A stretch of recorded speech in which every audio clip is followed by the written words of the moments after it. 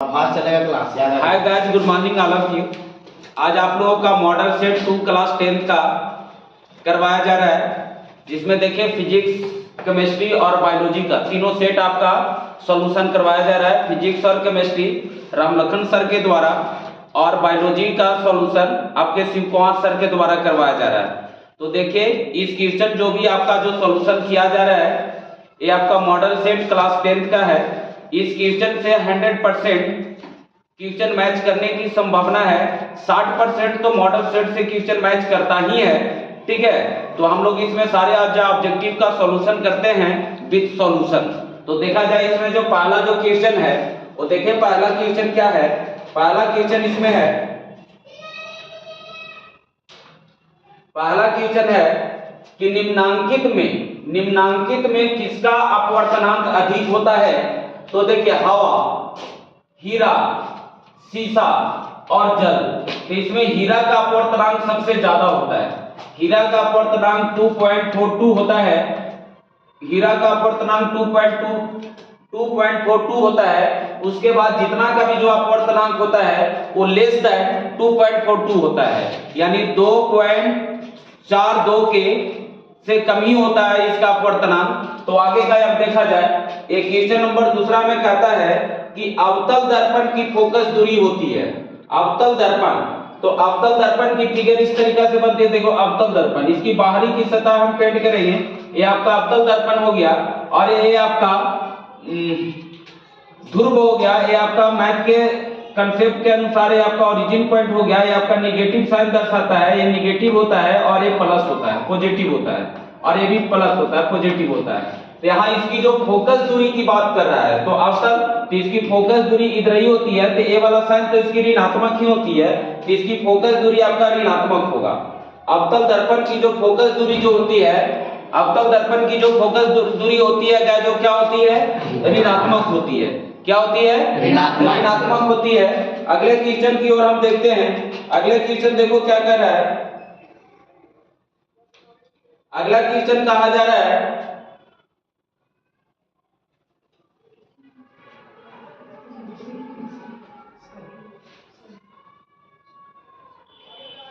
अगला क्वेश्चन है कि किसी लेंस में फोकस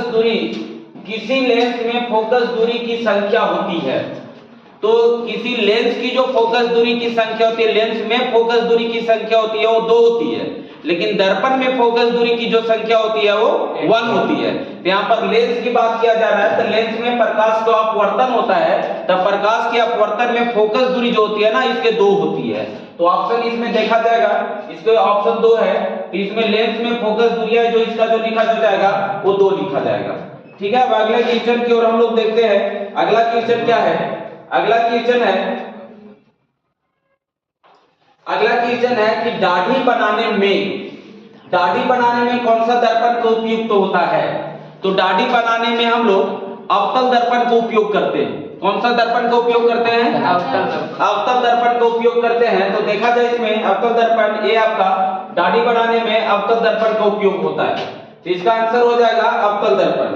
अगले क्वेश्चन की ओर हम लोग बढ़ते हैं। अगला क्वेश्चन देख लो क्या है। अगला क्वेश्चन आपका जो है, ये अगला क्वेश्चन है, कहता है कि अवतल दर्पण की फोकस दूरी 1 और उसकी वक्रता त्रिज्या r के बीच क्या संबंध है।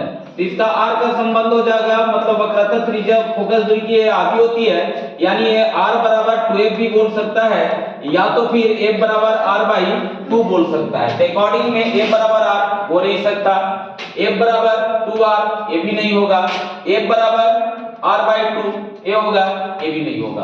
तो ऑप्शन आपका सी वाला होगा, सी वाला इसका आंसर करेक्ट होगा।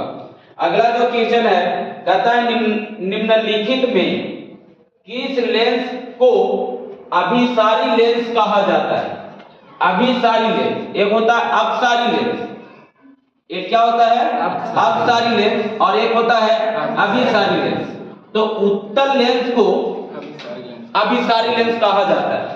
उत्तल लेंस को किस लेंस कहा जाता है, अभिसारी लेंस। तो इसमें देखना है कि ये उत्तल लेंस आपका है, इसका क्या आंसर हो जाएगा, अभिसारी लेंस जो होगा ना, अभिसारी लेंस उत्तल लेंस को कहा जाता है। ठीक है, अब अगले क्वेश्चन की ओर देखते हैं। अगला क्वेश्चन क्या है, आप लोगों को इस वीडियो में बायोलॉजी का भी सॉल्यूशन मिलने वाला है। अभी आपका फिजिक्स का सॉल्यूशन चल रहा है, तो उसके बाद केमिस्ट्री का भी सॉल्यूशन चलेगा। एक सेट का टोटल क्वेश्चन जो 80 होता है ना, 80 क्वेश्चन इसमें सॉल्यूशन आप लोगों को इस वीडियो के माध्यम से दिया जा रहा है। तो देखो इसमें अगला जो क्वेश्चन है, अगला क्वेश्चन आपका जो है वो क्वेश्चन ये है कि दृश्य प्रकाश में किस वर्ण का तरंगदैर्घ्य न्यूनतम होता है। न्यूनतम की बात किया जा रहा है कि किसकी तरंगदैर्घ्य न्यूनतम होता है। तो देखो इसमें जो न्यूनतम जो तरंगदैर्घ्य जो होगा वो इस आधार पर ले सकता है, बैजानी है पीलाना, मतलब नीचे से स्टार्ट होगा बैगनी, ऊपर में हो जाएगा लाल। तो इसमें बैगनी सबसे कम, मतलब इसकी तरंगदैर्घ्य जो होगा ना न्यूनतम होगा। किसकी न्यूनतम तरंगदैर्घ्य इसमें किसका सबसे न्यूनतम होगा, बैगनी का होगा। किसका होगा, बैगनी का। तो इसका राइट आंसर आपका बैगनी हो जाएगा। ठीक है, अब अगले क्वेश्चन की ओर हम देखते हैं। अगला क्वेश्चन क्या है, ठीक है, अगला क्वेश्चन भी बहुत इंटरेस्टेड क्वेश्चन है, देखा जाए। अगला क्वेश्चन में कह रहा है, क्वेश्चन क्या कह रहा है सो देखा जाए। कह रहा है तारों का टिमटिमाना प्रकाश के किस घटना को दर्शाता है। ठीक है, प्रकाश का विक्षेपण, जी नहीं। प्रकाश का परावर्तन, जी नहीं।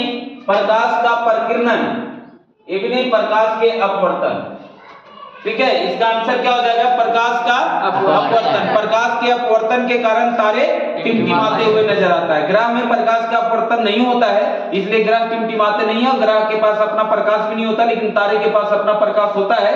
ठीक है, और इसमें प्रकाश का अपवर्तन होता है। ठीक है, तो इसलिए इसका आंसर क्या हो जाएगा, प्रकाश का अपवर्तन हो जाएगा। ठीक है, अगले क्वेश्चन की ओर हम लोग देखते हैं कि अगला क्वेश्चन क्या है।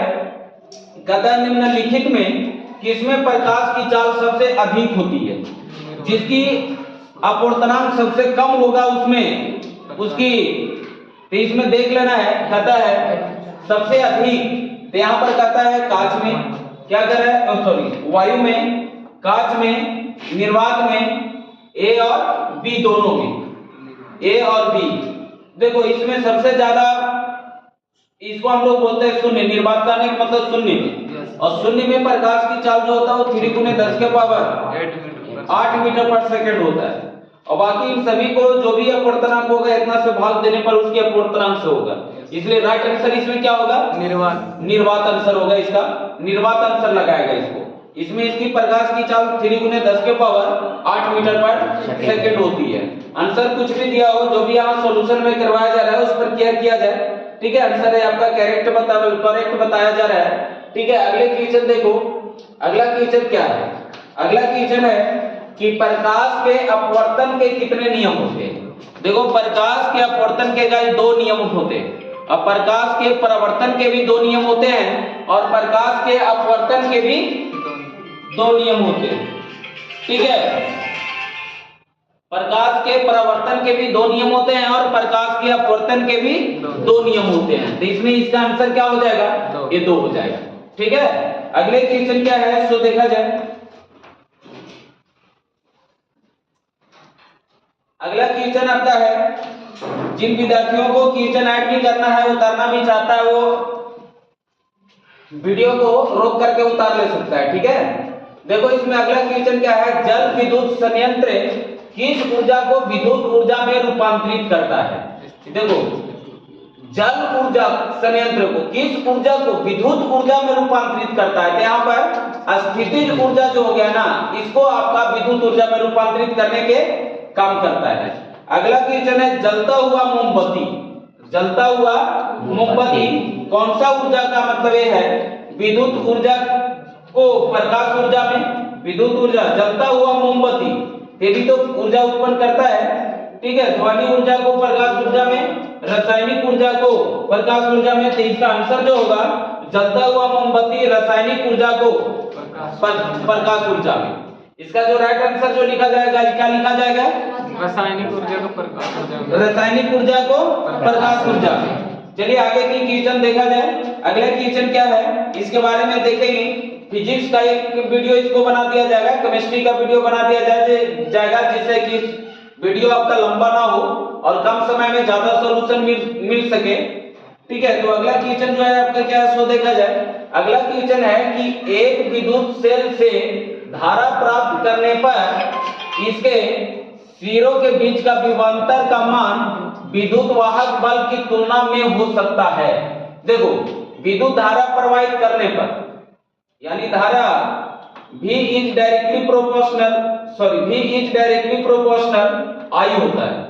V इज डायरेक्टली प्रोपोर्शनल क्या होता है? I होता है। ठीक है, यानी कहने का मतलब हो गया कि जब विभवांतर बढ़ेगा तो उसकी धारा भी क्या होगा? बढ़ेगा। तो उसमें विद्युत वाहक बल भी उसका क्या होगा? विद्युत वाहक बल क्या होगा? विद्युत वाहक बल। यहाँ पर विद्युत वाहक बल बराबर यहाँ पे फॉर्मूला होता है, इस फॉर्मूला के मान से भी वैल्यू निकलेगा तो इसका आंसर अधिक होगा। क्या होगा इसके आंसर? अधिक होगा। अगले क्वेश्चन की ओर देखते हैं। ठीक है, अगला क्वेश्चन क्या है सो देखा जाए। अगला क्वेश्चन कहा जा रहा है, ठीक है, प्रतिरोध का मान बढ़ने के लिए प्रतिरोध का मान बढ़ाने के लिए प्रतिरोधकों को जोड़ा जाना चाहिए। प्रतिरोध का मान मतलब बढ़ जाए तो उसको क्या करना होगा? वो आपको श्रेणी क्रम में उसको जोड़ना पड़ेगा। किस क्रम में जोड़ना पड़ेगा? श्रेणी क्रम में जोड़ना पड़ेगा। तो इसका आंसर हो जाएगा आपका श्रेणी क्रम समूहन। अगला क्वेश्चन है, विद्युत चुंबक बनाने के लिए किस छड़ का उपयोग किया जाता है? उपयोग किया जाता हुआ है।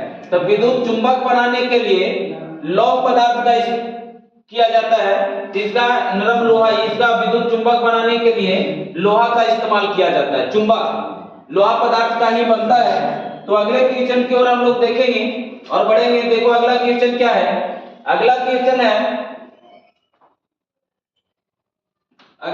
देखो क्या है? अगला क्वेश्चन है कि उच्चतर ताप पर कौन सी प्रक्रिया पूरी की जाती है? तो उच्चतर ताप पर जब अधिक जब दिया जाता है तो वहां पर नाभिक के विखंडन की क्रिया होती है। मतलब ताप देने पर वहां पर विखंडन कोई पदार्थ वो टूटता है, और संलयन मतलब होता है जुड़ना। तो यहाँ पर विखंडन की क्रिया होती है, तो इसको हम लोग मतलब वो टूटने का काम होता है, इसलिए राइट आंसर इसको ये हो जाएगा। अगले क्वेश्चन की ओर हम देखते हैं। अगला क्वेश्चन क्या है? अगला क्वेश्चन जो है सो देखा जाए। अगला क्वेश्चन है कि सौर ऊर्जा को सीधे विद्युत ऊर्जा में बदलने वाली युक्ति को क्या कहते हैं? सौर ऊर्जा को तो सौर सेल से भी बदलते हैं और सौर कुकर से भी बदलते हैं। सौर कुकर और एक है सौर सेल। तो सौर कुकर और सौर सेल, सौर ऊर्जा को सीधे विद्युत ऊर्जा में बदलना है। तो कुकर के द्वारा, सोलर कुकर के द्वारा भी तो मतलब ऊर्जा को उत्पन्न किया जाता है, बदलता है वो। ठीक है, विद्युत में बदलने के काम करता है सौर सेल से, इसलिए आंसर इसका क्या हो जाएगा? सी हो जाएगा। अगले क्वेश्चन की ओर देखा जाए। अगला क्वेश्चन है कि पवन विद्युत जनित्र में पवन की चाल कम से कम कितनी होनी चाहिए? पवन की चाल कितनी होनी चाहिए? तो पवन की जो चाल जो होनी चाहिए वो आपका चाल मतलब इतना किलोमीटर पर मतलब ये दर्शाना चाहिए, 150 किलोमीटर पर आवर। मतलब इसको मीटर पर सेकंड में भी ये करेगा तो 1500 ये आएगा। इसको 1500 मीटर पर सेकंड लिखा जाता है। तो 150 किलोमीटर है तो किलोमीटर को एक घटाने के लिए इतना से डिवाइड करेगा और एक 3600, मतलब कहने का मतलब 5/18, यानी मिला जुला करके इसको यही आंसर इसको लिखा जाएगा। ठीक है, चलो आगे क्वेश्चन की ओर देखेंगे।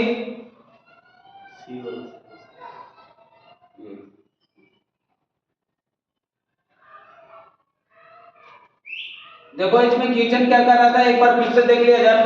पवन विद्युत जनित्र में पवन की चाल कम से कम कितनी होनी चाहिए? ठीक है, तो पवन की चाल आपका ये 12 किलोमीटर पर आवर, 12 से 14, अप्रॉक्स यही तो हम बताए थे। 12 से 14 मतलब इसका चाल जो होता है 150 किलोमीटर पर आवर होती है। चलो ठीक है, इसका आंसर 12 किलोमीटर पर आवर से लेकर के 14 किलोमीटर पर आवर होगा। फिर आगे क्वेश्चन क्या है सो देखा जाए। वहां से कट हो जाता है, देख लिया जाए थोड़ा सा आगे। फिर देखो जब क्या हो गया, सेल का विद्युत वाहक बल, सेल का विद्युत वाहक बल कहता है सेल द्वारा इकाई आवेश पर लगाया गया बल या सेल द्वारा इकाई आवेश पर किया गया कार्य या विभवांतर या इनमें से कोई नहीं। तो सेल का विद्युत वाहक बल जो होता है, विद्युत वाहक बल, उस सेल के द्वारा इकाई आवेश पर लगाया गया सेल का विद्युत वाहक बल। विद्युत वाहक बल सेल के द्वारा आवेश पर लगाया गया इसका कार्य, ए आंसर इसको होगा। अगले क्वेश्चन जो है, घरेलू विद्युत परिपथ में किसकी आपूर्ति की जाती है? घरेलू विद्युत परिपथ में किसकी आपूर्ति की जाती है? तब घरेलू विद्युत परिपथ में दिष्ट धारा की ये किया जाता है इसको, ठीक है, दिष्ट धारा। वर्ण विक्षेपण असंभव है। वर्ण विक्षेपण कहां पे असंभव है?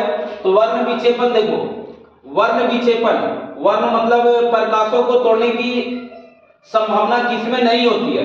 तो कांच में होती है, निर्वात में होती है, जल में होती है, फाइबर में नहीं होती है। इसलिए आंसर इसको क्या हो जाएगा? फाइबर। फाइबर को आंसर लिखा जाएगा इसको, फाइबर में नहीं होती है। अगला क्वेश्चन जो है इसको देखा जाए। अगले क्वेश्चन क्या है?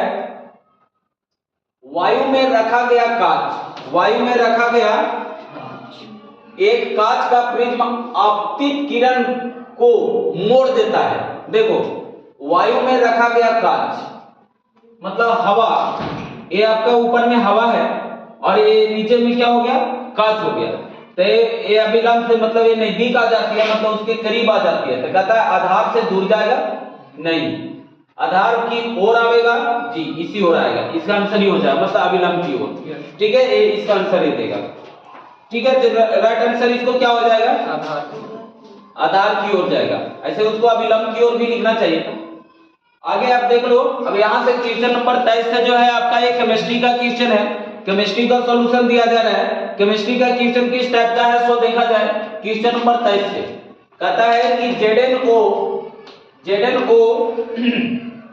Zn प्लस O2 मिल करके बनाएगा ZnO, ये किस प्रकार की अभिक्रिया है?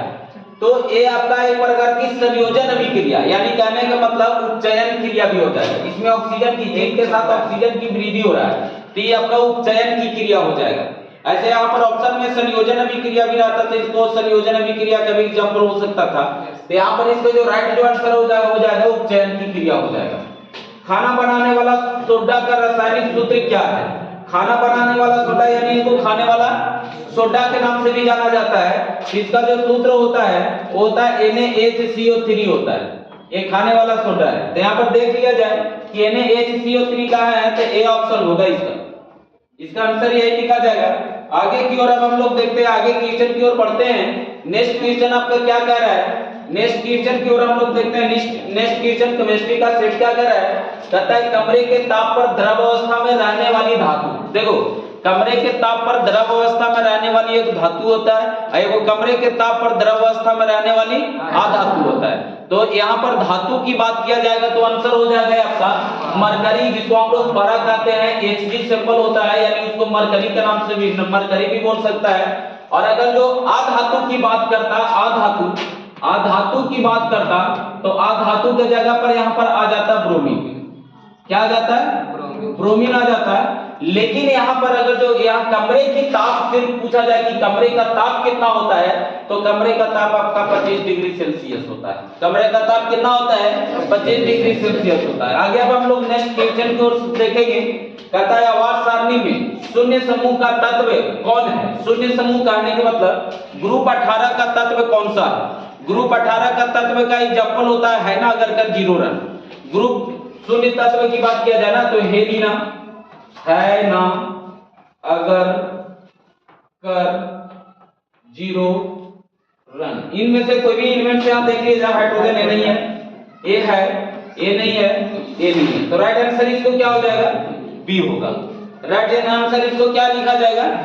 बी हो जाएगा। तब हम लोग बी की ओर चलो देखेंगे, बी वाला क्वेश्चन क्या कह रहा है। तो आगे नेक्स्ट क्वेश्चन की ओर हम लोग बढ़ते हैं। नेक्स्ट क्वेश्चन क्या है? सो देखो नेक्स्ट क्वेश्चन, सोडियम कार्बोनेट को जलीय विलयन में मेथिल ऑरेंज को विलयन को मिलाने से किसका विलयन कर रहा है? परिवर्तित होकर निम्नलिखित में कैसा हो जाता है? देखो, सोडियम कार्बोनेट का जलीय विलयन मिथिल ऑरेंज के विलयन को मिलाने पर विलयन का रंग जो परिवर्तित हो जाता है वो निम्नलिखित में से कैसा हो जाता है? तो यहाँ पे सोडियम कार्बोनेट को विलयन का जो रंग होगा, कैसा सा रंग होगा? क्या आंसर है? एक minute. Sodium carbonate Na2CO3 sodium carbonate हो गया।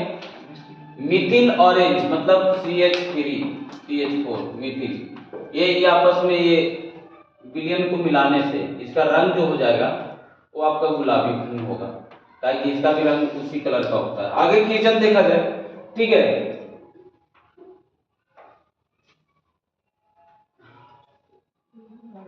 ग्लोब वार्मिंग गैस किसको कहते हैं? तो CO2। ग्लोब वार्मिंग गैस किसको कहते हैं? ये आंसर क्या हो जाएगा? CO2 का। गंधक का परमाणु संख्या कितना होता है? गंधक को हम लोग सल्फर के नाम से भी जानते हैं। किस नाम से जानते हैं? सल्फर के नाम से जानते हैं। और सल्फर का परमाणु संख्या कितना होता है? 16 होता है। सल्फर का परमाणु संख्या कितना होता है? 16 होता है, ठीक है। ठीक है, इसकी क्या होगा आपका? 16 इसका आंसर हो जाएगा, इसकी परमाणु संख्या। आगे क्वेश्चन जो है सो देखा जाए, अगले क्वेश्चन क्या है?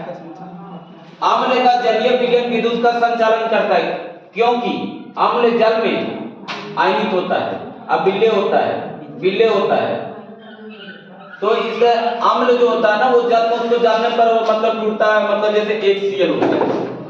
जो HCl हो गया तो HCl जब इसको पानी में डालेगा तो H पर प्लस आयन हो जाएगा, Cl पर माइनस हो जाएगा, मतलब आयनित हो गए, ठीक है। इसलिए आंसर यहाँ पर ऐसे बी लिख दिया, लेकिन इसको ऑप्शन नहीं करेंगे, ठीक है।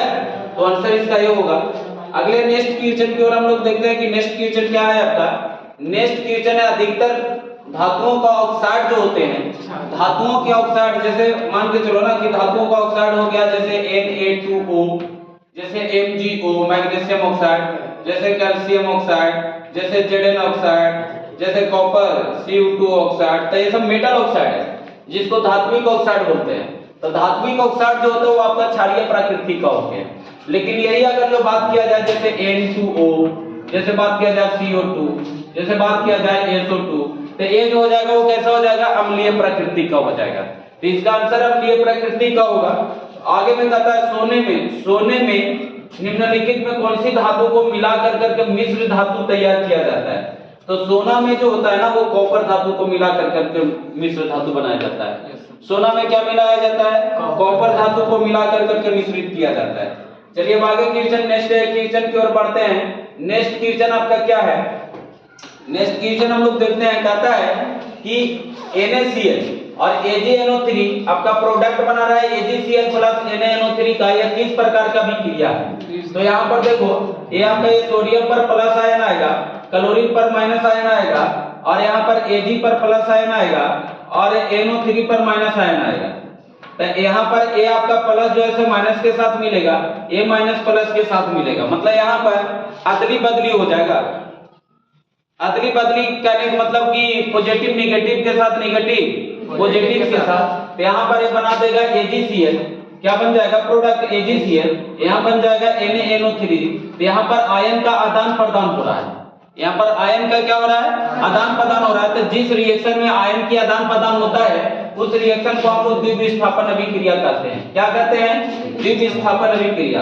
अब सिलिकॉन क्या है? तो सिलिकॉन एक उपधातु है। सिलिकॉन क्या है? एक उपधातु है। सिलिकॉन क्या है? एक उपधातु है। अगले क्वेश्चन की ओर अब हम लोग देखते हैं। अगला क्वेश्चन आपका क्या कहा जा रहा है?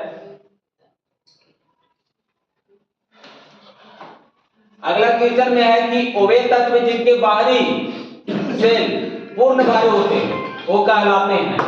तो पूर्ण भरे होता मतलब कंप्लीट वो होते हैं, वो उत्कृष्ट गैस कहलाते हैं। क्या कहलाते हैं? वो उत्कृष्ट गैस कहलाते हैं। खड़िया का रासायनिक सूत्र क्या होता है? तो खड़िया का जो रासायनिक सूत्र होता है ये आपका देख लो, इसमें क्या होता है? खड़िया का रासायनिक सूत्र CaCO3 होता है। क्या होता है? खड़िया का रासायनिक सूत्र क्या होता है? CaCO3 होता है, ठीक है। अगले नेक्स्ट क्वेश्चन की ओर देखते हैं। नेक्स्ट क्वेश्चन आपका क्या है? नेक्स्ट क्वेश्चन में आपका एक कहा जा रहा है कि निम्नांकित में कौन सबसे अधिक अम्लीय ऑक्साइड होगा? अधिक अम्लीय ऑक्साइड होगा, अम्लीय ऑक्साइड। तो अम्लीय ऑक्साइड कहते किसको है? मतलब जो अधातु ऑक्साइड होते हैं, तो अधातु ऑक्साइड यही हो जाएगा आपका, यही आंसर हो जाएगा SO2। फिर कहता है निम्नलिखित में कौन एल्काइन है? तो एल्काइन का जो सूत्र होता है CnH2n-2 होता है। तो इसमें से देखना है कि इसकी इस सूत्र पर क्यों कौन? ये तो नहीं होगा, ये तो ये भी नहीं होगा, कार्बन से दुगना से दो कम होना चाहिए, ए वाला आंसर होगा। इसलिए इसका आंसर क्या होगा, ए वाला होगा, सी वाला लगा लेगा। अगले क्वेश्चन, नेक्स्ट क्वेश्चन की ओर हम लोग बढ़ रहे हैं। आगे में क्वेश्चन क्या कर रहा है, सो देखो आगे में क्वेश्चन कर रहा है CH3। देखो CH3 सिंगल बॉन्ड हो, सिंगल बॉन्ड CH2 CH3। इस स्ट्रक्चर को आप ऐसे भी तोड़ करके लिख सकते हो, कम के साथ ऑक्सी लगता है, मतलब ऑक्सीजन जो है वो कम के साथ लग जाएगा, तो इसका नाम हो जाएगा मेथॉक्सी, मेथॉक्सी और इथेन। ये आपका, इसको हम लोग पैरेंट चेन के नाम से भी जानते हैं, मुख्य श्रृंखला के नाम से भी जानते हैं। पैरेंट चेन, मुख्य श्रृंखला, प्रधान श्रृंखला के नाम से भी इसको जाना जाता है। तो राइट इसमें आंसर हो जाएगा मेथॉक्सी इथेन, यही आंसर हो जाएगा, इसको मेथॉक्सी इथेन हो जाएगा। यही अगर जो कॉमन नेम की बात करता तो इसका नाम हो जाता methyl, methyl ethyl ether, methyl ethyl ethyl methyl ether, ये हो जाता कॉमन नेम। ये कौन नेम हो गया आपका, कॉमन नेम हो गया। लेकिन क्वेश्चन में आपका आयुपेक नेम पूछ रहा है, तो आयुपेक नेम से इसको राइट आंसर जो होगा ना ये होगा। ठीक है, अब अगले क्वेश्चन की ओर हम पढ़ते हैं। अगला क्वेश्चन क्या कर रहा है, सो देख लिया जाए। अगला क्वेश्चन देखो, आपकी स्क्रीन पर दिखाई दे रहा है। अगले क्वेश्चन कहता है निम्न में से कौन यौगिक ईंधन के रूप में इस्तेमाल किया जाता है। ठीक है, कौन सा यौगिक ईंधन के रूप में इस्तेमाल किया जाता है। तो ईंधन के रूप में इस्तेमाल करने वाला यहाँ पे प्रोपेनॉल, इथेनोइक अम्ल, इथेनॉल, और इस सब तो द्रव के रूप में होता है, तो गैस ईंधन के रूप में ही तो इस्तेमाल होता है, ये भी होता है। तो इसका ऑल ऑफ दीज आंसर होगा, इसमें ऑल ऑफ दीज इसका आंसर होगा। ठीक है, ऑल ऑफ दीज इसमें लगाएगा, तीनों ये इसका भी इस्तेमाल होता है, इसका भी इस्तेमाल होता है, इसका भी इस्तेमाल होता है। तो इसमें ऑल ऑफ दीज, इनमें से सभी ऑप्शन लगेगा। सोडियम हाइड्रोक्साइड, तो सोडियम हाइड्रोक्साइड का NaOH सूत्र होता है, सोडियम हाइड्रोक्साइड जिंक से अभिक्रिया करेगा, तो जिंक से अभिक्रिया करेगा सोडियम हाइड्रोक्साइड मतलब NaOH। NaOH जब जिंक के साथ अभिक्रिया करेगा, Zn के साथ अभिक्रिया करेगा, तो आपका बनाएगा ZnO, ZnOH का होल ट्वाइस प्लस Na, ये बनेगा प्रोडक्ट आपका। तो सॉरी ZnO नहीं, यहाँ पर एक मिनट गलत लिख दिया सर, एक मिनट। इसका जो रिएक्शन जो लिखा जो जाएगा वो लिखा जाएगा ये यहाँ पर NaO, ये आपका इलेक्ट्रोफाइल का काम करेगा और ये आपका इलेक्ट्रोफाइल का काम करेगा। तो इसके साथ रिएक्शन करेगा तो बनेगा Zn, NaO2। ठीक है, Zn ये आपका प्रोडक्ट बनेगा। तो इसमें से ऑप्शन देख लिया जाए कौन है, ऐसे इसके साथ ये भी 2 हो जाएगा। तो ऑप्शन देखो यहाँ पर ये वाला हो जाएगा Na2ZnO2। कौन सा ऑप्शन है, ये ऐसे सूत्र लिखो या ऐसे लिखो, दोनों क्या है, सेम है, तो ये वाला ऑप्शन हो जाएगा आंसर बी। ठीक है, क्या आंसर होगा इसको, ऑप्शन बी ऑप्शन हो जाएगा। अगले क्वेश्चन की ओर हम बढ़ रहे हैं। अगला क्वेश्चन क्या है, सो देखो अगला क्वेश्चन है धोबिया सोडा का रासायनिक सूत्र क्या होता है, मतलब धोने वाला सोडा का रासायनिक सूत्र क्या होता है। तो धोने वाला सोडा का रासायनिक सूत्र ये होता है, और इसमें क्रिस्टलीय जल की वाटर की संख्या 10 होती है। इसमें जल की संख्या कितना है, 10। तो इसमें क्रिस्टलीय जल, कभी कभी क्वेश्चन में ऐसा भी होता है कि धोवन सोडा में क्रिस्टलीय जल की संख्या कितनी होती है, तो बोलेगा धोवन सोडा में क्रिस्टलीय जल की संख्या 10 होती है।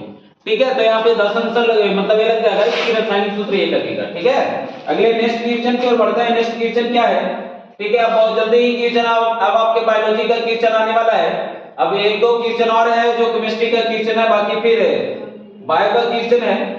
आगे में क्वेश्चन देखो क्या कर रहा है सो। ठीक है, क्वेश्चन ये है आपका कि अम्ल राज में HNO3 और HCl का अनुपात होता है। अम्ल राज जो होता है, जिसको हम लोग रेजिया के नाम से भी जानते हैं, एक्वा रेजिया के नाम से भी, ये सोना को गलाने वाला एक पदार्थ है जिसको अम्ल राज कहते हैं। इसमें HCl और HNO3 और HCl का दोनों का अनुपात होता है, और इनकी जो अनुपात होता है वो 3:1 होता है। एक्वा रेजिया का जो आंसर जो इसका क्या आंसर लिखोगे, 3:1 1। तो इसमें 3:1 ये वाला आंसर हो जाएगा बी वाला।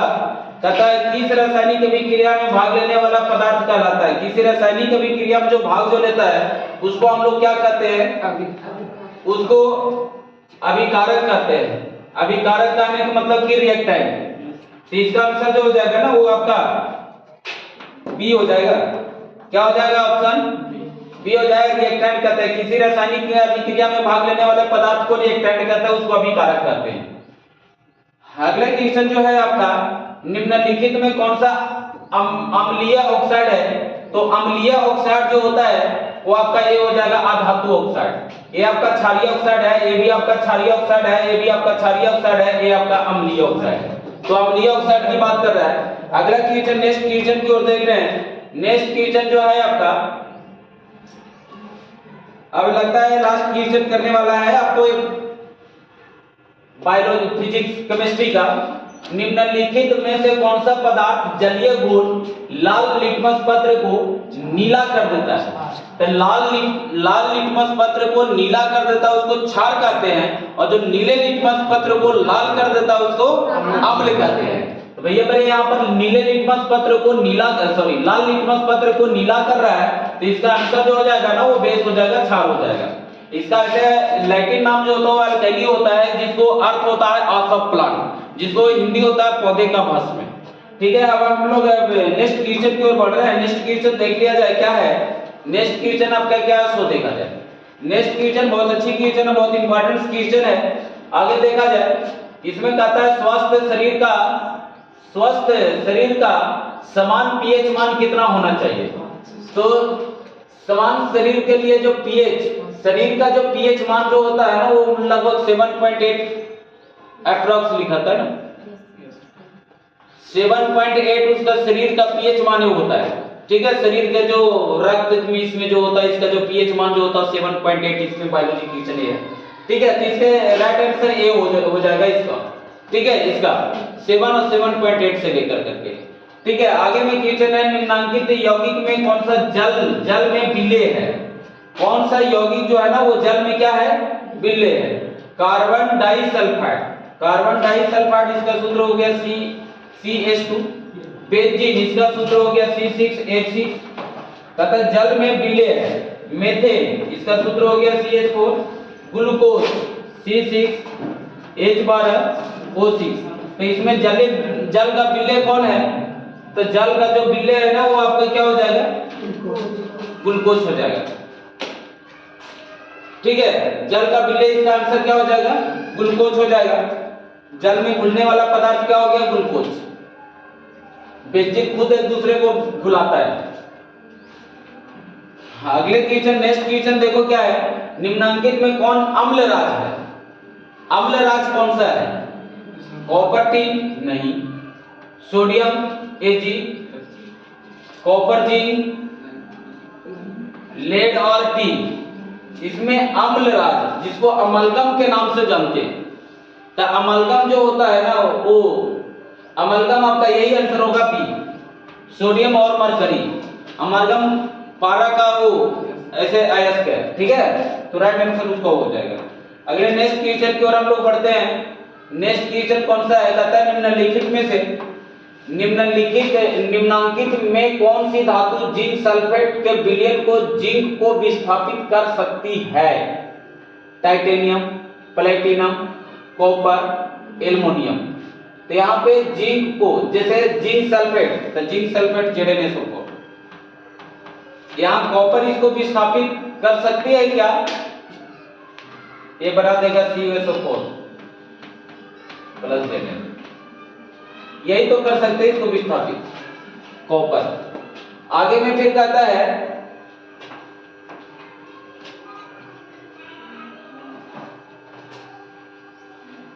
ऑक्सीजन युक्त रक्त को हृदय के शरीर के विभिन्न भागों में ले जाने वाली रक्त वाहिकाएं। तो आपका अब यहाँ से बायोलॉजी का क्वेश्चन है, तो बायोलॉजी का क्वेश्चन का सॉल्यूशन करने के लिए आपके शिव कुमार सर आ रहे हैं। अब शिव कुमार सर आपके सॉल्यूशन यहाँ पे करेंगे, तब तक हम अभी रेस्ट मूड में स्टार्ट। क्लास ले रहे थे, मैं क्लास। चलिए देखिए, अभी आप लोग देखें ठीक है, फिजिक्स का सॉल्यूशन और केमिस्ट्री का सॉल्यूशन अब हम बताने जा रहे हैं, जो भी बच्चा हुआ बायोलॉजी का है, बायोलॉजी से रिलेटेड। ध्यान से थोड़ा सुनिएगा। Best important question for 10th class science सुनिए ना, बायोलॉजी। आप काम चलिए देखते हैं हम लोग पहले, सबसे पहले कह रहा है ऑक्सीजन एक रक्त को हृदय से शरीर के विभिन्न भागों में ले जाने वाली रक्त वाहिनियां होती है। अगर जो मान लीजिए हृदय से शरीर के विभिन्न, जैसे हृदय हो गया, ये हृदय हो गया, ये हार्ट है बाबू, ठीक है। और हार्ट से शरीर के विभिन्न भागों तक रक्त को ले जाने का काम कौन करता है? ठीक है, तो उसको काम करता है क्या चीज? नीलय। नीलय को कहाँ करेगा बाबू? नीलय के हृदय का पार्ट हो गया, भाग हो गया, यानी जिसको वेंट्रिकल बोलते हैं हम लोग। एक सिरा कर सकता है, तो सिरा जो ऐसे नहीं करता है, सिरा क्या करता है? शरीर के विभिन्न भागों से लाता है ना। आलिन, आलिन भी नहीं करेगा, ये भी आपको नहीं करेगा, ये भी आपको नहीं करेगा, ये भी नहीं करेगा, क्योंकि सिराएं जो ऐसे क्या करती है ना, शरीर के विभिन्न भागों से हृदय तक लाती है। तो ये तो नहीं कर रहा है। क्वेश्चन क्या थी? हृदय से शरीर के विभिन्न भागों में ले जाने का काम कौन करता है? तो आपका राइट आंसर कौन हो जाएगा? धमनिया इज राइट आंसर। उसको इंग्लिश में कहते हैं आर्टिकल, ठीक है। चलिए आगे की ओर क्या है, थोड़ा सा देखते रहिएगा। आगे की ओर क्या है बबुआ? रक्त के हल्के पीले रंग के चिपचिपे द्रव को क्या कहते हैं? तो आपको याद रखिए, लिंक। लिंक तो कभी हो ही नहीं सकता। लिंक सीरम भी आपको नहीं होगा, जब भी होता आपको क्या होगा? प्लाज्मा होगा। क्या होगा बाबू? प्लाज्मा होगा। प्लाज्मा क्या होते हैं?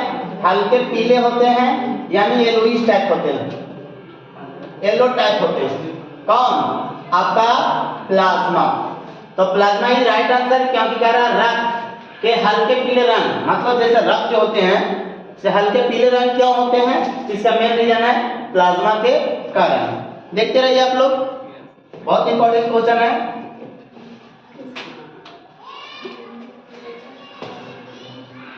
चलो देखते रहो, आगे की क्वेश्चन क्या रहेगा वो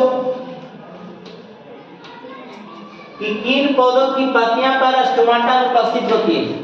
हम तो जानते हैं stomata found in leaf, but कह रहा है कि लीफ में क्या कर रहा है? स्टोमाटा अनुपस्थित होते, यानी क्या कर रहा है? एब्सेंट कह रहा है। एब्सेंट की बात कर रहे हैं तो एब्सेंट का मतलब होता है जीरोफाइट। तो जीरोफाइट यहाँ पर हो जाएगा जल हाइड्रोफाइट, फिर क्या हो जाएगा? एंजियोस्पर्म, फिर आपको क्या कर रहा है? इनमें से कोई नहीं। तो देखिए आप लोग, जीरोफाइट का मतलब होता है मध्यस्थलीय पौधा। जीरोफाइट का मतलब मध्यस्थलीय पौधा, जहां पर बंजर क्षेत्र होती है, बंजर भूमि कहती है, ठीक है। अब कह रहा है जलीय जलमग्न हाइड्रोफाइट। लगता है कि जलमग्न ही हाइड्रोफाइट होगा। जायद हाइड्रोफाइट में क्या होता है? इसकी पत्तियां में स्टोमाटा क्या होती है? क्या होती है? एब्सेंट होती है। इसमें स्टोमाटा अनुपस्थित होती है। इसमें स्टोमाटा होता है जीरोफाइट में, लेकिन क्या होता है? अंदर की ओर धंसा हुआ होता है। किसमें? जीरोफाइट प्लांट में, यानी मरुस्थलीय पौधा, ठीक है। जैसे हम लोग राजस्थानी पौधा के बारे में हम लोग जानते हैं, कैक्टस है ना, नागफनी, ऐसा इस समय स्टोमाटा होता है, लेकिन धंसा हुआ होता है, ठीक है। फिर क्या कर रहे हैं? एंजियोस्पर्म, इसमें भी नहीं होगा। तो आपका जवाब होगा तो किसमें होगा? जलमग्न हाइड्रोफाइट इज राइट आंसर।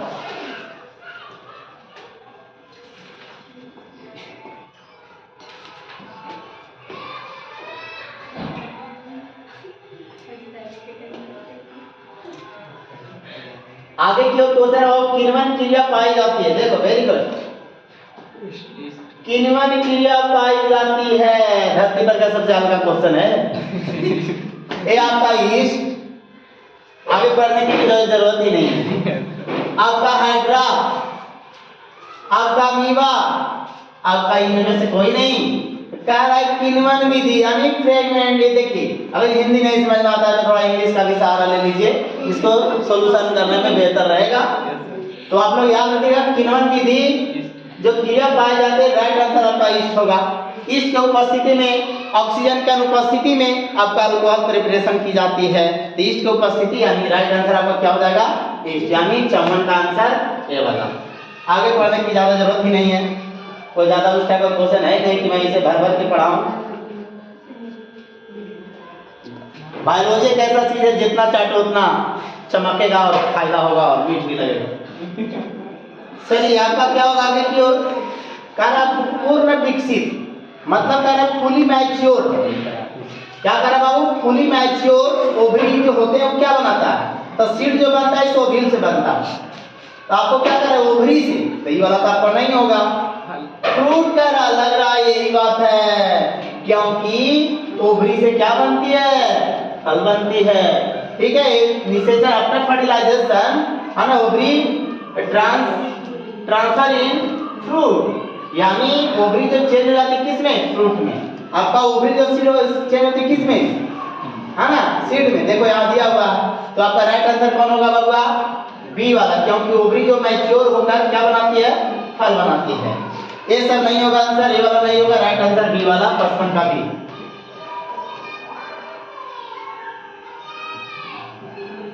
अब देखो ये तो एकदम धरती पर का भी भर भर के क्वेश्चन है, हल्का का क्वेश्चन है। ग्लूकोज का रासायनिक सूत्र यानी chemical formula of glucose. Glucose का सूत्र देख लो, एकदम उठा लो, चाट जाओ, मीठा लगेगा। यार इसका सूत्र C12H22, ये तो लगता है किसका यार? देख लो इधर, एक आ रहा है क्या चीज? चीनी का हो गया, यानी शुगर का हो गया, लेकिन लग रहा है कि इससे हमको आगे बढ़ने की कोई जरूरत भी नहीं है। राइट आंसर आपका क्या हो जाएगा? C12H12 है ना, और 6 is right answer of chemical formula of glucose, यानी ग्लूकोज का रासायनिक सूत्र आपका बी वाला होगा। चलो अभी चलता हूं आगे की ओर। निम्नलिखित में से किस पौधे का प्रकाश संश्लेषण इकाई हो कहते हैं? जैसे कह रहा है प्रकाश संश्लेषी इकाई, यानी unit of photosynthesis. Unit of क्या चीज? Photosynthesis of plant. तो देखिए तो क्लोरोप्लास्ट, प्लास्टिक, अब ये कहां से बीच में आ गया? जया नहीं आता उसको एकदम छाट कर भगा दो, तो हमारे नजर से दूर चले जाओ, मैं तुम्हें चाहता ही नहीं। ये लग रहा है देखो क्लोरोप्लास्ट, ये भी लग रहा है क्लोरोप्लास्ट नहीं होगा यार। आपका क्वांटम है, ये भी कहाँ है? लग रहा है हमको क्लोरोफिल। क्लोरोफिल फोटोसिंथेसिस का एक यूनिट है। कहाँ? क्लोरोफिल। क्लोरोफिल को हम हिंदी में क्या कहते हैं? क्लोरोफिल ही कहते हैं। तो डायरेक्ट देखिए यहाँ समझिए, फिर थोड़ा सा इंग्लिश पर आ जाइए और इंग्लिश से डायरेक्ट आंसर सोचना शुरू कर दीजिए। तो राइट आंसर आपका क्या होगा? सीआर। देख लो आगे की ओर। अब करें अंडोत्सर्जन। अंडोत्सर्जन को हम लोग इंग्लिश में कहते हैं ओवुलेशन। क्या कहते हैं? Ovulation. It is ovum release in 14 days of menstrual cycle in 14 days। मासिक चक्र के 14वें दिन अंडोत्सर्जन होने की प्रक्रिया, अंडा बाहर निकलने की प्रक्रिया को क्या कहते हैं? अंडोत्सर्जन कहते हैं। और यह जो अंडोत्सर्जन की जो प्रक्रिया होती है वायदा LH हार्मोन द्वारा। आपको आगे पढ़ने की कोई जरूरत ही नहीं है। एस्ट्रोजन ये कहलाती नहीं, ठीक है। एस्ट्रोजन क्या करता है सबको पता है। एस्ट्रोजन स्त्रियों में पाया जाना, और सारे स्त्री में पाया जाना, ये भी पाया जाता है स्त्री में, ये भी पाया जाता है स्त्री में, ये भी पाया जाता है स्त्री में। लेकिन हमको जब पूछ रहा है क्या चीज? ओवुलेशन, यानी अंडोत्सर्जन। अंडोत्सर्जन तो करने का काम करता है LH, बाकी दूसरा पढ़ने की जरूरत नहीं। ये बनाने का काम करता है और अंडोत्सर्जन करने का काम LH करता है। और ये स्त्रियों में विभिन्न प्रकार के परिवर्तन लाने का काम करता है एस्ट्रोजन। तो ज्यादा कुछ पढ़ने की जरूरत नहीं है। अगर अंडोत्सर्जन बोले कौन हार्मोन? तो LH हार्मोन। ठीक है, आगे देखिए, थोड़ा जल्दी जल्दी हम लोग पढ़ेंगे। निम्नलिखित जीवों में अलैंगिक जनन द्विविखंडन द्वारा नहीं होती है। लोग कह रहा है द्विविखंडन, थोड़ा इंग्लिश में ले लो इसे।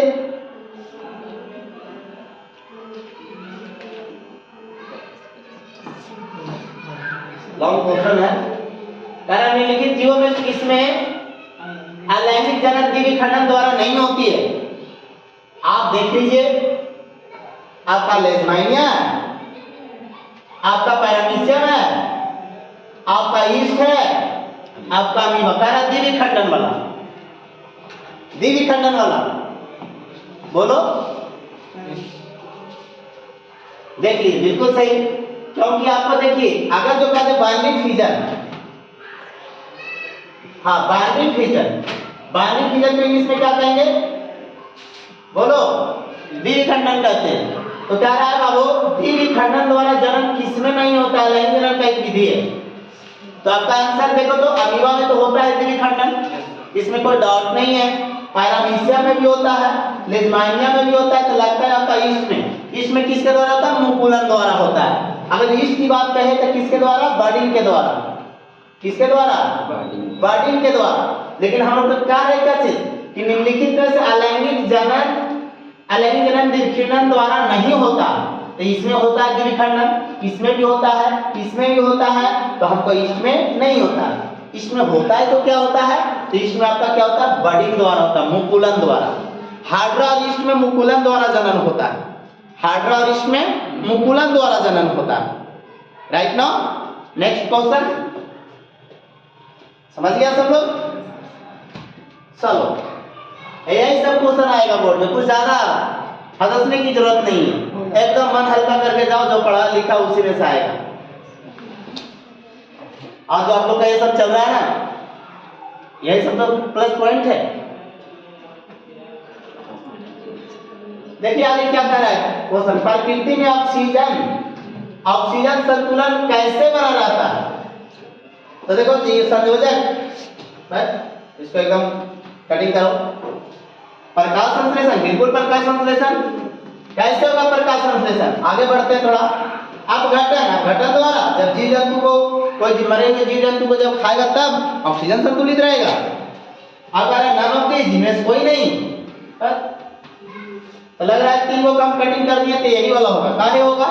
जैसे देखिए पेड़ है, पेड़ क्या करता है? हम लोग जो CO2 को छोड़ते हैं, तो CO2 छोड़ते हैं तो पेड़ पौधे लेते हैं, ग्रहण करते हैं प्रकाश संश्लेषण के रूप में, और उसे क्या करते हैं? फिर O2 पुनः छोड़ देते हैं। तो O2 बना रहता है किसके कारण? प्रकाश संश्लेषण के द्वारा। O2 छोड़ा तब ना वायुमंडल में पाएगा। और फिर हम लोग छोड़ते हैं क्या करते हैं? और O2 का हम लोग ग्रहण करते हैं। हम लोग छोड़ते हैं जब पेड़ पौधा लेता है, और पेड़ पौधा छोड़ते हैं हम लोग लेते हैं। यानी इस प्रकार क्या है? बैलेंस है एटमॉस्फेयर में। तब आएगा फोटोसिंथेसिस, प्रकाश संश्लेषण।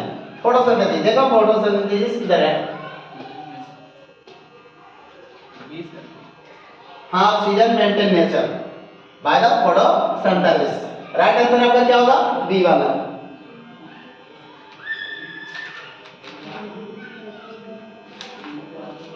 देख लो थोड़ा, कह रहा है भोजन के पाचन निम्नलिखित में किस रस की भूमिका होती है?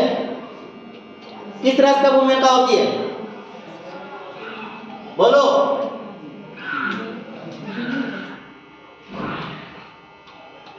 यानी चारों में से कोई होगा तो जरूर लगता है कि सब होगा। और जहां हम एक बात बताते हैं, अगर जो क्वेश्चन नहीं समझ में आवे, मान लीजिए क्या क्वेश्चन नहीं समझ में आ रहा है, तो क्या करो, 80% चांस होने का ऑल ऑफ दिस वाला। देख लो कुछ में से लगता है कि एगो सही है, उस पर और डाउट लग रहा है, एगो सही है एगो पर डाउट लग रहा है, एकदम कम मार दो आप। लेकिन यार अच्छे नंबर लाने के लिए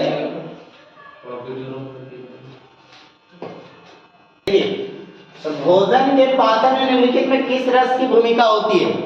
किस रस की भूमिका होती है? तो कह रहा है पीत रस। पीत रस देख रहे हो ना? पीत रस मतलब बाइल जूस। पीत रस कहां से निकलती है? लीवर से निकलती है। लीवर से निकलने के बाद पित्ताशय में जाकर स्टोर रहती है। जब जरूरत पड़ता है तो निकालकर भोजन को अम्लीय से क्षारीय बनाता है। पैंक्रियाटिक जूस, इसी से क्या निकलती है? ना पैंक्रियाज, पैंक्रियाटिक जूस, अग्नाशय रस, या इससे एक हार्मोन भी निकलती है, इंसुलिन हार्मोन। अब देखो इंटेस्टाइन जूस यानी आंत रस। आंत रस यानी लग रहा है भोजन की पाचन की भूमिका कर रहा है। भोजन के पाचन, तो भोजन को पाचन में रस की क्या भूमिका है? तो लग रहा है कि सभी भूमिका इसका है ना। तो आपका बाइल जूस भी काम करेगा भोजन के पाचन में, पैंक्रियाटिक जूस भी काम करेगा, इंटेस्टाइन जूस भी काम करेगा, यानी ऑल ऑफ दिस काम करेगा। यानी राइट आंसर आपका 61 का बी वाला। इसमें सभी की जरूरत होती है। चलो आगे चलता हूं।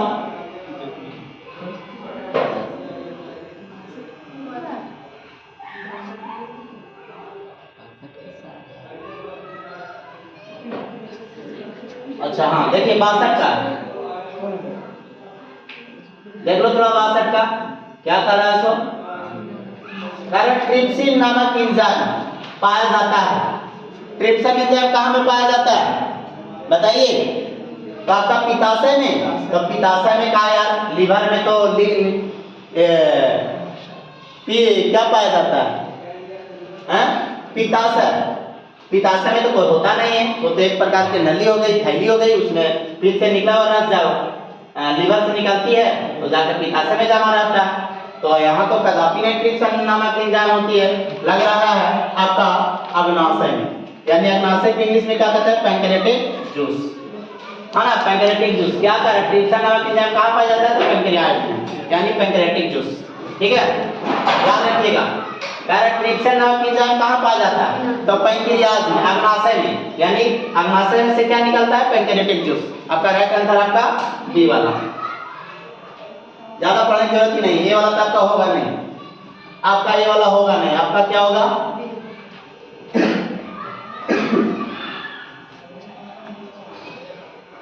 दिल्ली में ठंड काफी गिरा हुआ है, इसके कारण थोड़ा सर में।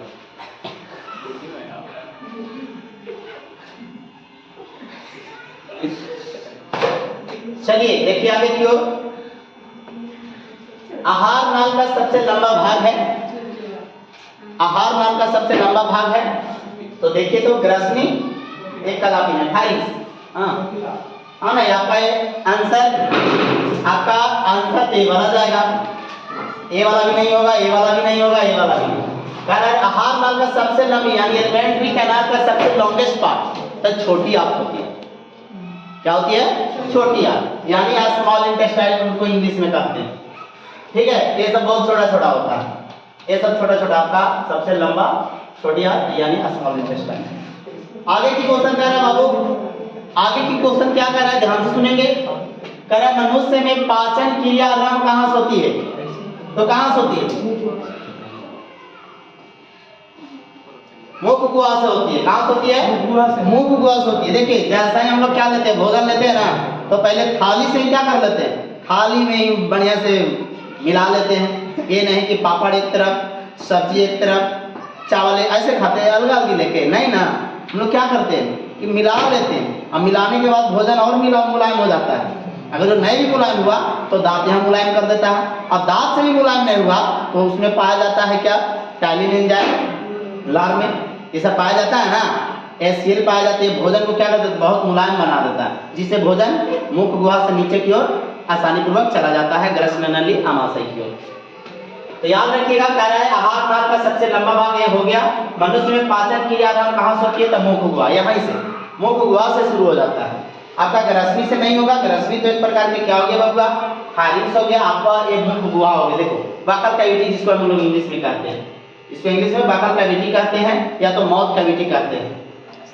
ठीक है, आमाशय में नहीं होगा, हाँ ना, छोटी आंत में नहीं होगा।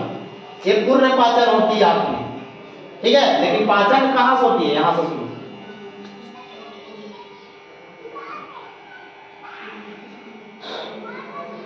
चलो देखो 65 क्यों चलता हूं। निम्नलिखित में कौन सा वसा के पाचन में सहायक है? यानी वसा फैट को, यानी फैट को कौन बचाएगा यार? तो आपका ptyalin enzyme, lipase enzyme, maltose enzyme, lactose enzyme. कौन से एंजाइम है? बोलो। Lipase enzyme. फिर से सुनो थोड़ा सा। Which of the following will help in digestion of fat? तो आपका हो जाएगा टाइलिन, नहीं, टाइलिन आपका क्या बनाता है? माल्टोज को ग्लूकोज से सुक्रोज में बदल देता है, लेकिन आपका टाइलिन एंजाइम आपका लार में पाया जाता है। ना इसका आंसर आपका क्या होगा? Lipase enzyme. लाइपेज एंजाइम क्या कर रहा है बताइए तो? यानी वसा का पाचन करेगा। वसा की पाचन जैसा ही आए तो आपको लाइपेज एंजाइम मानिएगा। माल्टोज नहीं होगा, लैक्टोज नहीं होगा। आपका राइट आंसर आपका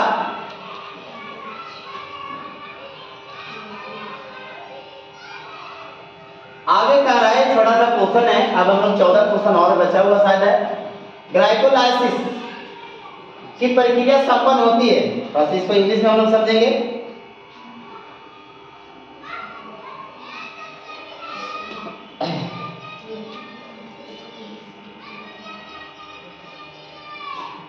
हाँ, ग्लाइकोलाइसिस को हम लोग समझेंगे थोड़ा। केंद्रक में, कोशिका द्रव में, माइटोकॉन्ड्रिया में, स्टोमाटा में। कोशिका द्रव में, कोशिका द्रव देखिए थोड़ा सा हम लोग इसके बारे में चर्चा करेंगे। ग्लाइकोलाइसिस ऐसा ही कर रहा है। ग्लाइकोलाइसिस मतलब क्या कर रहा है? ग्लाइकोलाइसिस होता है मतलब ग्लाइकोलाइसिस की प्रक्रिया संपन्न होती है, पूर्ण कहाँ होती है? तो आपका केंद्रक में तो नहीं होगा यार। केंद्रक में क्या होता है? क्रोमोसोम होता है, डीएनए होता है। यानी कह रहा ग्लूकोज कहाँ बनता है या कहाँ बनता है? तो साइटोप्लाज्म में, कोशिका द्रव में पाया जाता है, बनता भी है। माइटोकॉन्ड्रिया में, माइटोकॉन्ड्रिया को पावर ऑफ हाउस कहा जाता है, बिजली का घर, शक्ति का घर, एनर्जी का घर कहा जाता है। लेकिन कह रहा है ग्लाइकोलाइसिस टेक प्लेस, तो आपका क्या हो जाएगा? साइटोप्लाज्म इज राइट आंसर होगा।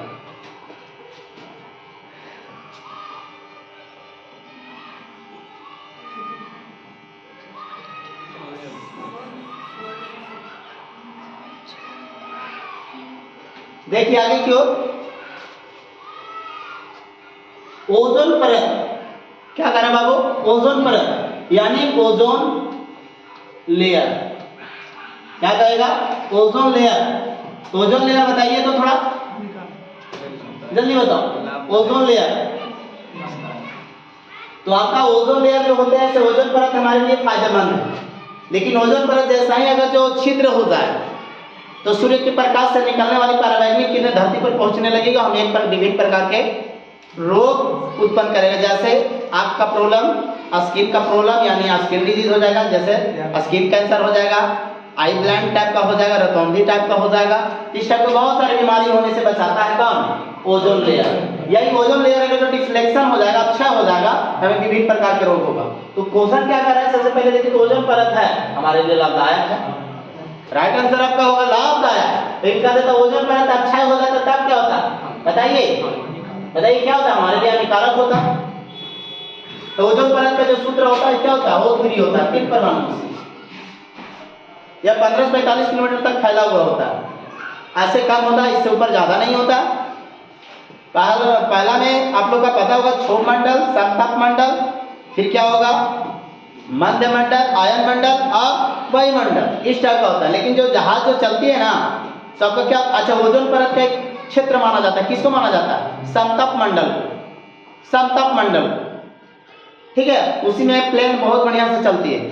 समतप मंडल जो हम लोग हैं क्षोभ मंडल में, ये वाला क्षोभ मंडल ऊपर, उसके बाद क्या है? समतप मंडल, फिर क्या हो जाएगा? मध्य मंडल, तब क्या हो जाएगा? आयन मंडल, तब हो जाएगा वायुमंडल। ये आपका एटमॉस्फेयर का बाटा हुआ परत है। तो ओजोन परत से हमें फायदा, और ओजोन परत अगर जो छिद्र हो जाएगा, जैसे ये वाला छिद्र हो जाएगा, तो क्या हो जाएगा? हानिकारक हो जाएगा। आगे के क्वेश्चन क्या रहा है? निम्नलिखित में कौन फूल में नर प्रजनन अंग है? यानी मेल रिप्रोडक्टिव ऑर्गन कौन है? मेल रिप्रोडक्टिव ऑर्गन कौन हो जाएगा? तो मेल रिप्रोडक्टिव ऑर्गन जो हो जाएगा, क्या देखे तो लग रहा है पुंकेसर ही होगा। दलपुंज नहीं, यही तो सहायक भाग है, ठीक है। पुष्पासन भी नहीं होगा, ये भी क्या? उसी पर मादा भाग टंगे हुए होते हैं, नर भाग, ठीक है। इनमें से कोई नहीं, संभव नहीं है। आपका पुंकेसर, पुंकेसर को इंग्लिश में कहते हैं आंथर। आंथर इज राइट आंसर, क्योंकि पुष्प क्या है? फूल में ना जन्म, बढ़िया से क्वेश्चन पढ़िए। फूल क्या है? पहले फूल, तब फूल में 2 अंग होते हैं, फूल में ही नर जनन और मादा जनन पाए जाते हैं, ठीक है। प्रजनन बोला जाए, प्रजनन कहाँ पाया जाता है? पुष्प मतलब पौधों में, तो फूलों में पाया जाता है, ठीक है। वहां पे 2 होते हैं, नर और मादा, मेल और फीमेल। लेकिन कह रहा मेल का भाग कौन है? तो मेल का भाग क्या है? अंतर। लेकिन अगर जो फीमेल की बात करता तो फीमेल वाला क्या हो जाता? तो उसको हो जाता पीस्टी, यानी उसको स्त्री केसर हम लोग कहते हैं। और पुरुष में कहा जाता क्या होता? पुंकेसर। पुरुष मतलब फूल वाला भाग समझिएगा, यहाँ पे हम लोग फूलों की तरह हैं। ये भी हो गया आपका। चलिए 69 की ओर चल देता हूं। पौधे में श्वसन क्रिया तक एटीपी टूटने में कितना ऊर्जा मुक्त होती है? कितना ऊर्जा मुक्त होती है बताइए?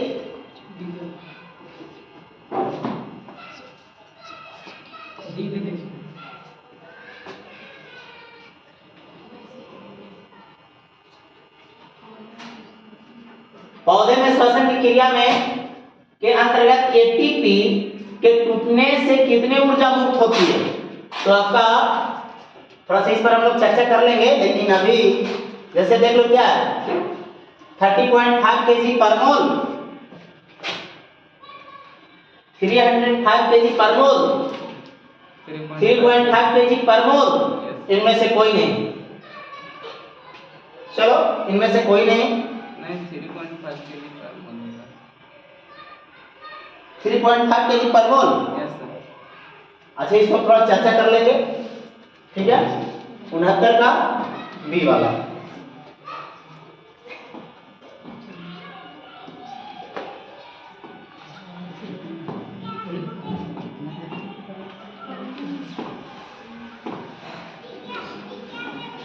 रक्त में उपस्थित कौन सी कणिकाएं श्वसन गैसों के परिवहन में भाग लेती है? कह रहा रक्त में उपस्थित कौन सी कणिकाएं रक्त में, कह रहा रक्त में यानी ब्लड में कौन सी भाग जो होते हैं बबुआ से ट्रांसपोर्टिंग करता है। तो आपको ज्यादा पढ़ने की कोई जरूरत ही नहीं होगा, यानी डायरेक्ट आपका आंसर क्या हो जाएगा? रेड ब्लड सेल हो जाएगा। ज्यादा कोई पढ़ने की जरूरत ही नहीं है। क्यों? क्योंकि रेड ब्लड सेल में क्या होता है? हीमोग्लोबिन पाया जाता है, एचबी प्रोटीन पाया जाता है। और एचबी प्रोटीन क्या करता है? गैस को ट्रांसपोर्टिंग करता है, मिनरल को ट्रांसपोर्टिंग करता है और फूड मटेरियल को भी ट्रांसपोर्टिंग करता है। जबकि अगर व्हाइट ब्लड की बात करते हैं तो व्हाइट ब्लड क्या करता है? हार्मफुल बैक्टीरिया को फाइगोसाइट करता है, यानी हानिकारक सूक्ष्मजीव को पहचान कर मार देता है ताकि हमारे अंदर के जाकर कोई चीज को नुकसान ना पहुंचाए, यानी ये वॉलंटियर का काम करता है। ठीक है। कौन? जैसे हमारे क्षेत्र में कुछ कुत्ते लोग पड़े रहते हैं जो अगर दूसरे को कुत्ता को एंट्री नहीं मारने देता है, उस टाइप का व्हाइट ब्लड सेल का काम होता है। लेकिन ये क्या करता है? फूड मटेरियल को गैस पदार्थ को क्या करता है बबुआ? ट्रांसपेरेंट करता है, ट्रांसपोर्ट करता है। तो आपका राइट आंसर कौन हो जाएगा? Red blood cells.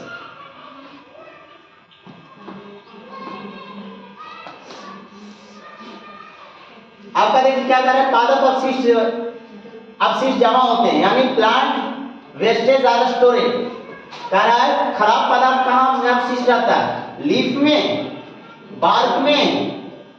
हमें इधर ज्यादा पढ़ने की कोई जरूरत ही नहीं होगा, आपका छाल ही आंसर होगा। ठीक है। क्या होगा? सेलुलर कोशिका रिंग या भाइकुल में नहीं होगा। अच्छा अपशिष्ट जमा तो आपका छाल नहीं होगा। छाल में जैसे आपने देखा होगा पेड़ पौधे, जैसे बबूल का पेड़ हो गया, है ना, आपका सभी होगा, इसमें सभी होगा। कैसे सभी होगा? क्योंकि अगर जो बरगद की बात करता हूं तो पत्तियां में भी दूध पाया जाता है, वो एक प्रकार से क्या होगा? अपशिष्ट पदार्थ है। लेकिन बबूल में देखो छाल में रहता है। तो आपका जब दो सही है तो तुषार का भी क्या हो जाएगा? हमें होगा ना। तो आपका राइट आंसर आपका बी वाला होगा। जैसे बबूल में देखा होगा आप, अकौना का देखा होगा, बहुत सारे ऐसे प्लांट्स हैं जिसमें अपशिष्ट पदार्थ जमा रहते हैं। किसी में छाल में रहता है, किसी में पत्तियां में रहता है, किसी वैक्यूल में, vacuole holding point of water इसमें।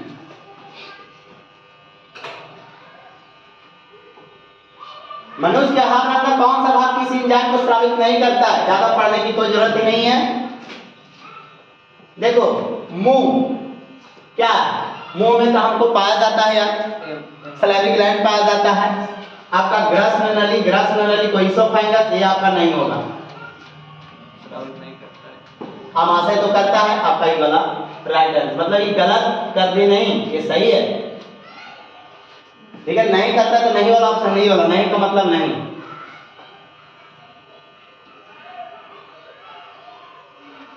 आगे देख लेते हैं। मूत्र की सांद्रता किसकी उपस्थिति पर निर्भर करता है? थायरॉक्सिन, एडीएच किस पर डिपेंड करता है?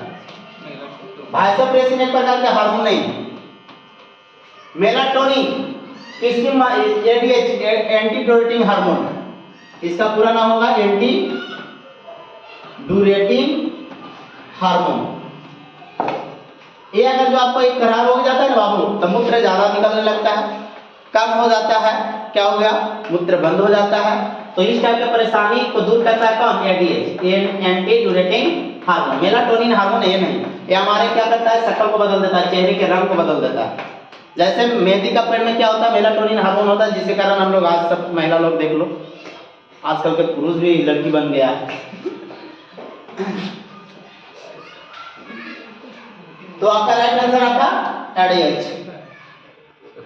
चलो, कौन सा हार्मोन पौधे की वृद्धि से संबंधित नहीं है? पौधा को वृद्धि करने वाला कौन सा हार्मोन इसमें नहीं है? बताइए। आपका वृद्धि को रोकने वाला का काम, रुक जा भी, एब्सिक एसिड, ऑक्सिन, साइटोकाइन, हाँ ये वाला होगा। ये वृद्धि को रोकता है, ये वृद्धि को रोकता है, ये वृद्धि को क्या करता है? रोकता है। बाकी ये पेड़ पौधे की वृद्धि को मतलब बढ़ाता है। ठीक है, अब 4 क्वेश्चन और बचा हुआ है। अब मानव हृदय, मानव हृदय किस तंत्र का भाग है? श्वसन तंत्र का नहीं, परिवहन तंत्र का भाग आएगा। थोड़ा देख लेते हैं क्या क्या ऑप्शन दिया हुआ है। उत्सर्जन परिवहन तंत्र का हो जाएगा। क्या हो जाएगा बाबू? परिवहन तंत्र, क्योंकि श्वसन तंत्र फेफड़ा आ जाएगा, पाचन तंत्र आपका नहीं आएगा, पाचन तंत्र से रिलेटेड आपका एलिमेंट्री कैनाल आएगा। उत्सर्जन तंत्र, परिवहन तंत्र, उत्सर्जन तंत्र आपका आ जाएगा क्या चीज? परिवहन तंत्र, यानी सर्कुलेटरी सिस्टम। ब्लड एक बार आता जाता है इस टाइप का। चलो, जीव विज्ञान की वाद शाखा जो थोड़ा सा फास्ट में चल रहे हैं।